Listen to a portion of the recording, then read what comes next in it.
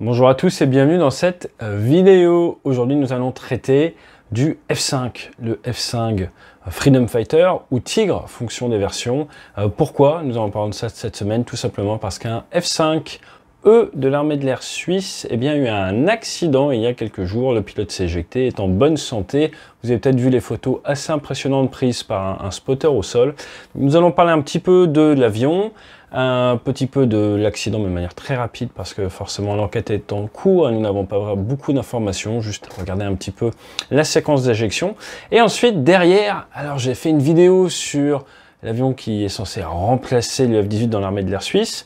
J'ai parlé un petit peu des accrochages au début de la Seconde Guerre mondiale entre France, Allemagne et Suisse. Et bien ce que je vous propose, c'est de parler de la guerre secrète entre la Suisse et les États-Unis, seconde partie de la Seconde Guerre mondiale, qui a quand même fait plusieurs centaines de morts. Allez, action.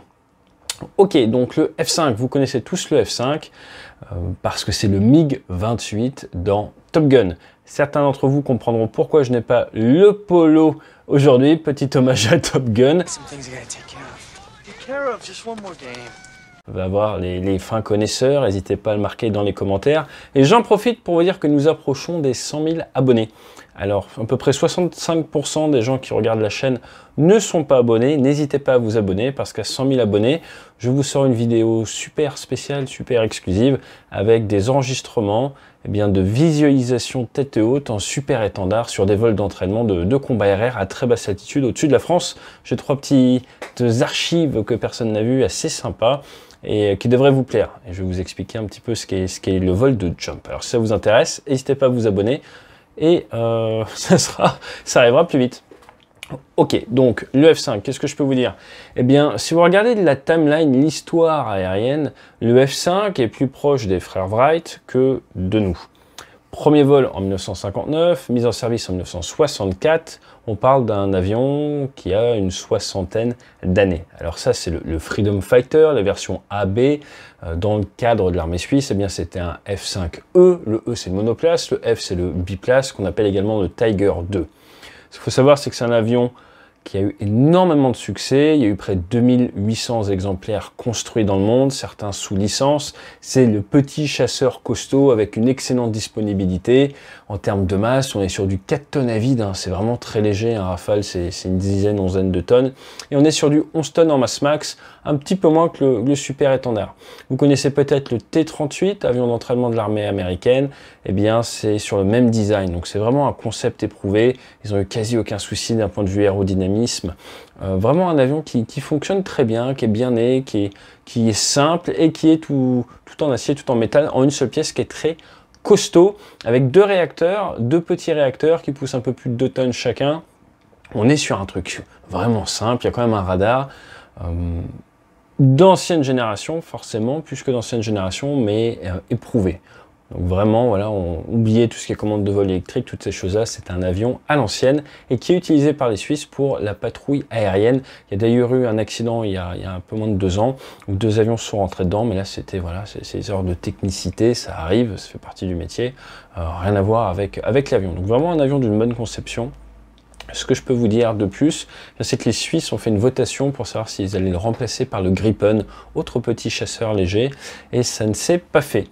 D'un point de vue cinéma, vous connaissez forcément dans Top Gun, puisque c'est le MiG-28, peut-être dans Bat 21, et dans Platoon et dans Apocalypse Now. Est-ce que vous vous rappelez cette scène ?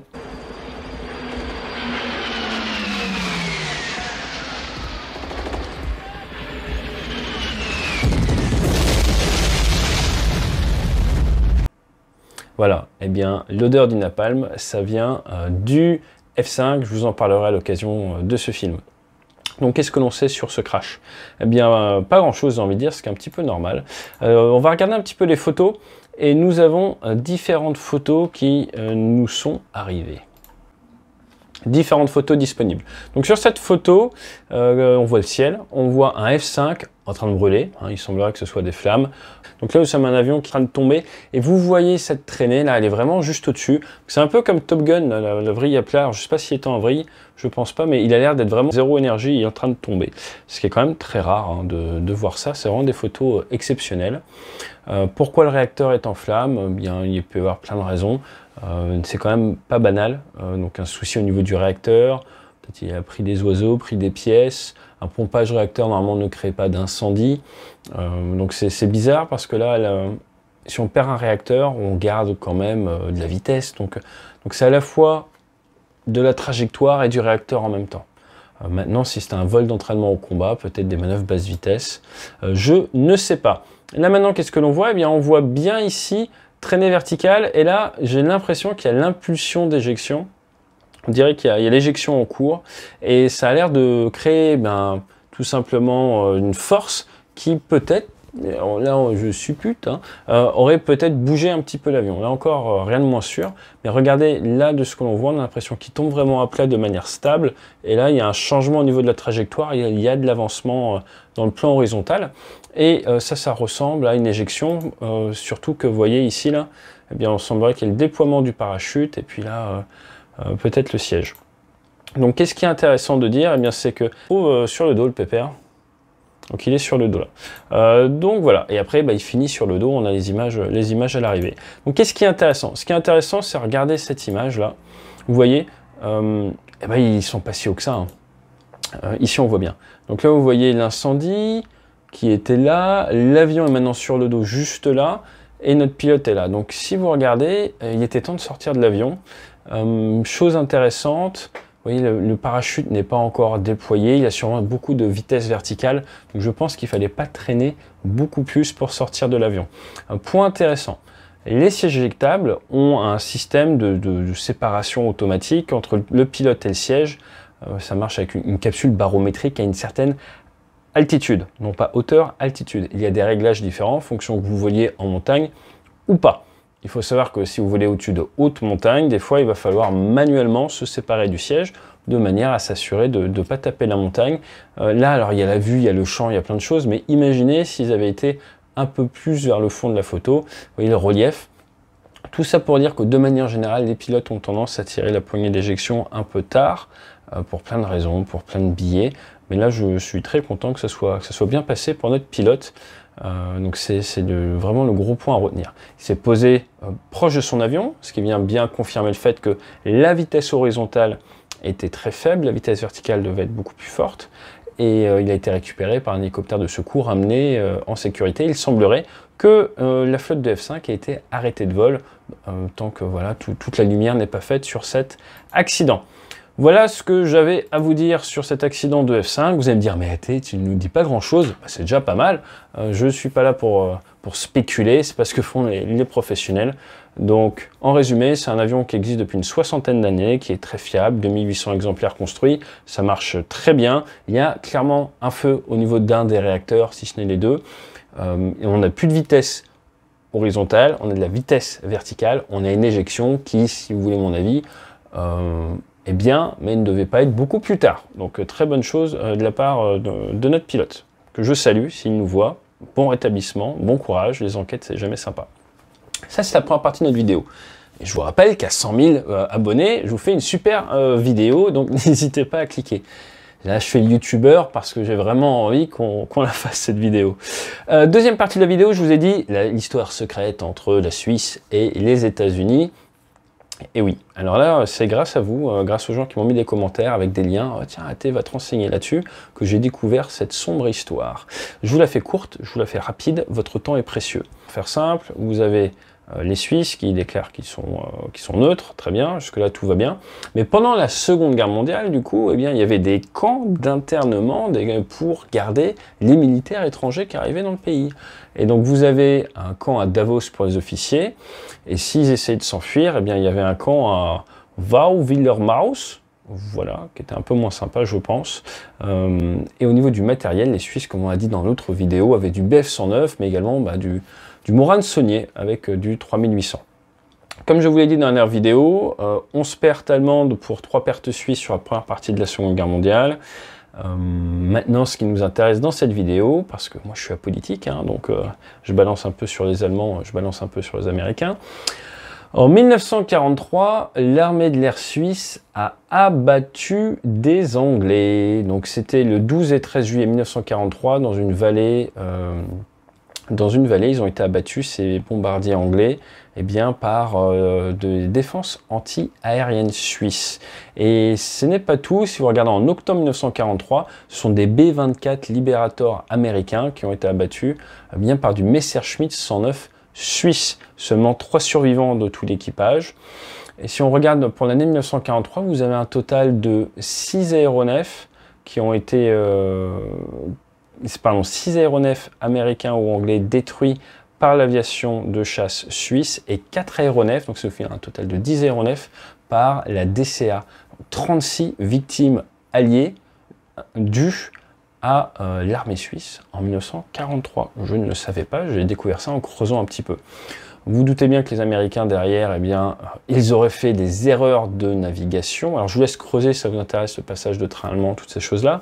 Mais en 1944, le 1er avril, et c'est malheureusement pas une blague, 50 bombardiers américains, des B-24, eh bien, ils étaient censés partir en mission sur Mannheim et à peu près 240 km au sud. Ils sont trompés de ville et ils ont attaqué une ville allemande, pardon, lapsus, une ville suisse. Ils ont déversé 60 tonnes de bombes sur la Suisse. Il y a eu 40 morts, 270 blessés et ils ont imputé ça à la mauvaise météo, qui ne voyaient pas le sol, et donc, ils faisaient des calculs de navigation et des vents de face qui étaient beaucoup plus forts que prévu. Les Américains ont versé 4 millions de dollars pour se faire pardonner. Si on continue maintenant en 1944, le 28 et 29 avril toujours, donc on est une vingtaine de jours après, et bien là vous avez un Allemand avec les gros chasseurs lourds, un Bf-110G avec les petites antennes radar et tout, qui poursuit un Lancaster qui rentre en Suisse. Là l'Allemand a un souci moteur, décide de se poser en urgence, et vous vous retrouvez avec l'armée de l'air suisse qui a un super avion tout beau tout neuf avec de la grosse technologie. Et bien là il y a eu... un échange entre l'armée allemande et l'armée suisse. Ils ont fait un deal, ils ont dit ok, on va brûler devant des officiels allemands l'avion, comme ça on touche à rien, mais en contrepartie on veut 12 Bf-109 G6, les tout nouveaux. Et ces Bf-109 G6, ils vont se servir quelques mois après tout simplement à attaquer les avions américains. Et c'est le 6 septembre 1944, vous avez un B-17 qui a un souci alors qu'il fait un raid en Allemagne, il essaie de revenir en coupant à travers la Suisse. Il est escorté par des P-51, interception par des Bf-109 suisses, et à ce moment-là, eh bien, les P-51 se battent et vont abattre un Bf-109 suisse. Alors pour la petite histoire, je me demande dans quelle mesure vous voyez arriver un Bf-109, vous êtes pilote américain de P-51, je ne sais pas s'ils avaient full situation awareness comme on dit, ils ont peut-être pris pour des Allemands aussi. Donc l'histoire est toujours plus compliquée hein, que ces petits résumés. En 1945, par contre, eh bien, là, il y a encore eu des bombardements, beaucoup de bombardements, il y a eu 21 morts. Donc imputé à des erreurs de navigation. Le 4 mars, par exemple, 4 mars 45, vous avez 6 B-24 qui ont tiré sur Zurich 12,5 tonnes de bombes explosives et 12 tonnes de bombes incendiaires. Ils auraient cru que c'était Fribourg. Basel également a pris 12,5 tonnes de bombes explosives et 5 tonnes de bombes incendiaires. Donc au final, comment ça s'est réglé de manière politique? En octobre 1949, 14,4 millions de dollars américains, l'équivalent d'à peu près 220 millions de dollars de nos jours, ont été versés aux Suisses de la part des Alliés pour s'excuser. Donc ce qu'il faut voir, et je vous laisse creuser le sujet si ça vous intéresse, je vous mets un lien en dessous d'une vidéo en anglais qui est excellente, qui m'a été recommandée, qui vous explique un peu tout ça avec des belles images. Eh bien qu'il y a eu beaucoup d'interceptions, qu'il y a eu beaucoup d'atterrissages d'urgence d'avions alliés ou allemands, qu'à chaque fois que des militaires alliés ou allemands se posaient sur le territoire suisse, ils étaient faits prisonniers, et qu'à la fin de la guerre, les B-24 et les B-17 qui avaient été posés et endommagés ont été réparés et sont repartis. Donc ils ne sont pas restés après la guerre. Au total, quand même, on parle de 198 avions qui sont posés en Suisse et de 56 qui s'y sont crashés. Voilà, j'espère que vous avez appris quelque chose aujourd'hui sur nos voisins les Suisses, ou sur la Suisse. Je sais qu'il y a beaucoup de followers en Suisse. Je suis d'ailleurs de passage dans quelques jours en Suisse. pas longtemps. Je vais faire un petit vol dans le coin. Abonnez-vous, hein, on fait la vidéo des 100 000. Et d'ici là, bien, je vous souhaite bon courage pour le week-end. Je finis de vous monter une vidéo 360 avec un hélicoptère de la gendarmerie. Et vous allez voir, nous aurons des nouveaux formats qui vont arriver cet été. Et vous allez me dire, mais attends, en ce moment, tu ne montes pas trop tes vidéos. C'est parce que nous avons un tournoi en cours sur DCS. Nous ferons la finale à 21 h ce dimanche. N'hésitez pas à venir voir ça sur Twitch. Après, ça sera sur Aviation eSport. Et pour toutes les vidéos bien montées, n'hésitez pas à aller sur Mach1, M-A-C-H, comme le Mac, 1.tv. C'est là où nous créons du super contenu, super bien monté avec des professionnels et tout. Là sur YouTube, eh bien, je fais plus des réactions de l'actualité et puis bientôt les petits formats spécifiques dont je vous reparlerai. Voilà, merci, l'e-book débrief est passé en tête des ventes e-book, j'ai vu ça, les gens se mettent à l'e-book. N'hésitez pas, si vous avez des questions, à me contacter, envoyez-moi des mails, laissez des commentaires, je lis tout, même si j'ai pas le temps de répondre à tout le monde. Et je vous souhaite bon courage, bonne journée, excellent week-end. Et demain, je vais tourner une vidéo sur le bizutage, une vidéo qui avait été demandée. Je n'en dis pas plus. Allez, fly safe.